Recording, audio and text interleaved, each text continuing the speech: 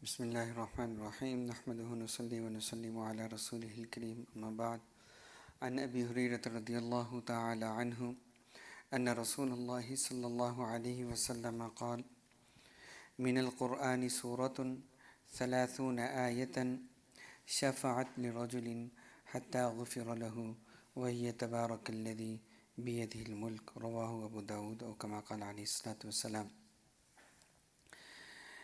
In the Quran there are different surah, 114 surah, but some surah has some special rewards for the one who is reciting frequently. Like Rasulullah sallallahu alaihi wasallam mentioned about Surah Yasin, which we recite regularly. Surah Yasin is the heart of Quran. And for Surah Waqi'ah, Rasulullah sallallahu alaihi wasallam mentioned whoever recite every night Surah Al-Waqi'ah, then the poverty will not touch him. That's why Abdullah ibn Mas'ud radiyallahu ta'ala anhu, when he was on his deathbed, someone asked him, because he just has his daughters, that can we give them something. He said, I'm not worried about that, because I guess he passed away in the time of Sayyidina Umar radiyallahu ta'ala. Sayyidina Umar radiyallahu ta'ala was asking him, if you ask me, I can give some portion from Baytul Mal for your daughters.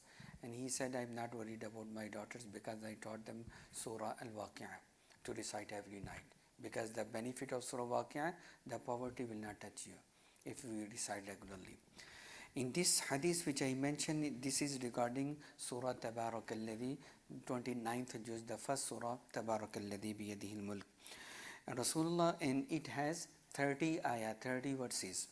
Rasulullah sallallahu alaihi wasallam said, narrated by Sayyidina Abu Hurairah radiyallahu ta'ala anhu, I heard the Prophet sallallahu alaihi wasallam saying, there is a surah in the Quran which contains 30 verses which kept interceding for a man until his sins are forgiven. We can see the huge favor that the one who recites this surah regularly, on the day of Qiyamah, this surah will continue interceding for that person who was reciting this surah until he is forgiven. And this surah is Surah Tabarakalladhi biyadihil mulk. So we should recite this surah regularly. The benefit is very huge that this surah will fight or in our favor or argue with Allah subhanahu wa ta'ala, or intercede to Allah subhanahu wa ta'ala for its reciter. May Allah subhanahu wa ta'ala make us among them. So we should continue recite this surah. And also I recommend, because any surah which has these type of benefits, we must know the meanings of that surah. That then we can understand why Allah subhanahu wa ta'ala gave us that much reward for its reciting. Like when Rasulullah sallallahu alaihi wasallam saying Surah Yasin is the heart of Quran. What is the meaning? Why it is the heart of the Quran? We must know what Allah subhanahu wa ta'ala mentioned in Surah Yasin. When Allah subhanahu wa ta'ala mentioned the reward of Surah Waqi'ah, as I discussed, we should decide the translation and the meaning of Surah Al-Waqi'ah, why Allah subhanahu wa ta'ala gave us so many benefit for its reciter. Same thing for Surah Tabarakalladhi, that we should read the translation of Surah Tabarakalladhi and also the meanings and the mafhum, the message what Allah subhanahu wa ta'ala delivered through this surah. Then we can have actual benefit. Whenever we recite that surah, then we will feel it, that the meanings we are understanding whenever we say that surah. Whenever we listen that surah, like when we know the meanings, then we will be understanding while we are reciting and while we are listening, inshallah. May Allah subhanahu wa ta'ala make us act upon it, inshallah.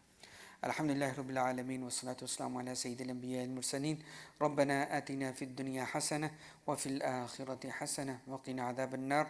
Allahumma ahsin aqibatana fil umuri kulliha wa ajirna min khizyi dunya wa adhab al-akhirah. Allahumma a'inna ala dhikrika wa shukrika wa husni ibadatik. اللهم إنا نسألك تمام العافية. اللهم إنا نسألك دوام العافية. اللهم انصر الإسلام والمسلمين. اللهم انصر المسلمين في سبيلك في كل مكان. اللهم انصر المسلمين في فلسطين. اللهم أصلح أحوال المسلمين في كل مكان. اللهم أرنا الحق حقا وارزقنا اتباعه، وأرنا الباطل باطلا وارزقنا اجتنابه. اللهم أنت السلام ومنك السلام تباركت يا ذا الجلال والإكرام. صلى الله تعالى على خير خلقه محمد وآله وأصحابه أجمعين آمين.